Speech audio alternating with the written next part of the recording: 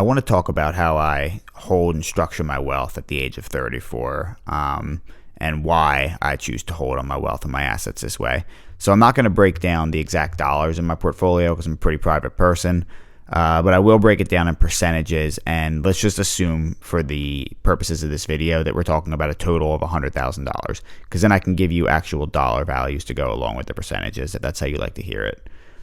So we start out, I hold about 10% of my total wealth in cash, and that's split roughly 50-50 between checking accounts and CDs because I like the interest on the CDs. And I really should have a large chunk of the other 50 of it that's not in CDs in a high yield savings account, because why not get the extra cash flow on it? So maybe do as I say, not as I do there, or maybe I should call my bank tomorrow.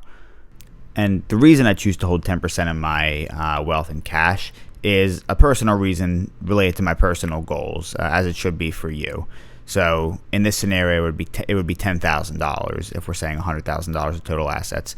And the core reasons for the amount of cash I hold are related to my living expenses. So I want to have roughly 6 months of living expenses at all times, just because things do go wrong, as you'll learn as life goes on. And another reason is because I'm actually increasing my current cash position right now, because I intend to purchase another home in the next 3 years, and I want to keep this one out to rent it to have additional rental income.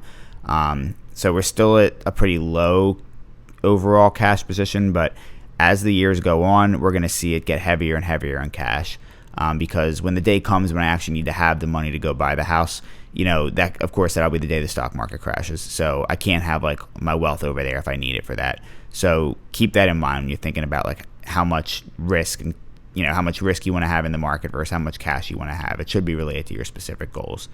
And a nice thing about some of this is at least the CD portion of it is generating income, and it's viewed as like the safest portion of my portfolio because it's not really at risk except for anything from inflation, or I guess a run on my bank if I had more than $250,000.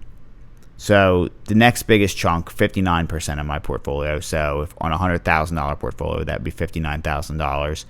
I have in investments.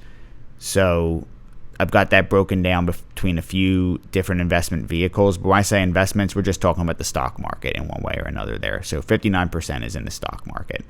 34% of the total wealth is in my 401k, which is a long-term wealth builder. I like to use that because it's got the employer match, and depending on what my taxes are going to look like that year, I can use it as a method of tax deferral. Although I recently started splitting some of the contributions into a Roth 401k, which I should have done much earlier.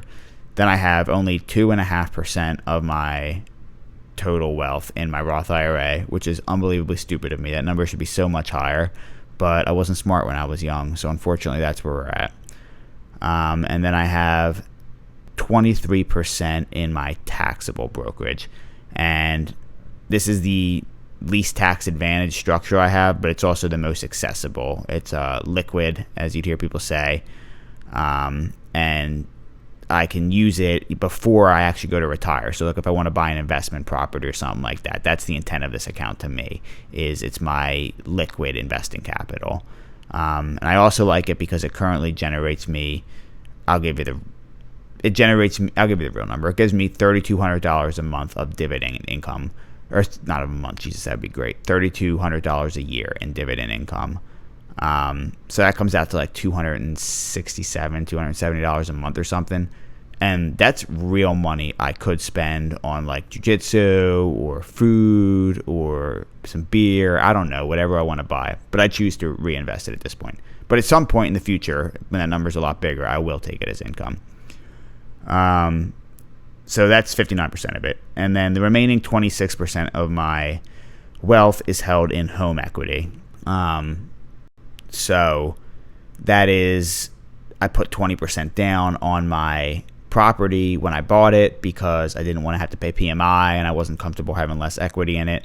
But it's also appreciated a lot since, not a lot, but fair amount since I bought the property.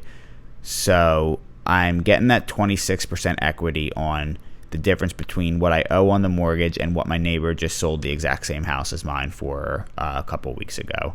So that's like how I'm thinking about it. So that's just the way I personally hold my wealth based on my current financial situation and my current financial goals. And I should note that this excludes all my wife's assets, which are basically my assets, and my assets are hers. And the assets she has have actually kind of determined another part of the reason why I hold my wealth the way that I do. So you really got to look at the total business use case, because that's kind of what it is when you're married. But that's totally a different video for a different day. Let me know what you guys thought of this topic today. If this is useful, if this is something you find interesting, or there are related videos like this that you would like to know more about. Also, if you're still listening at this point, I just gotta say thanks. If you could like, subscribe, stuff like that, it really helps the channel. And that's all I got for you, man. Hope this helped. Peace.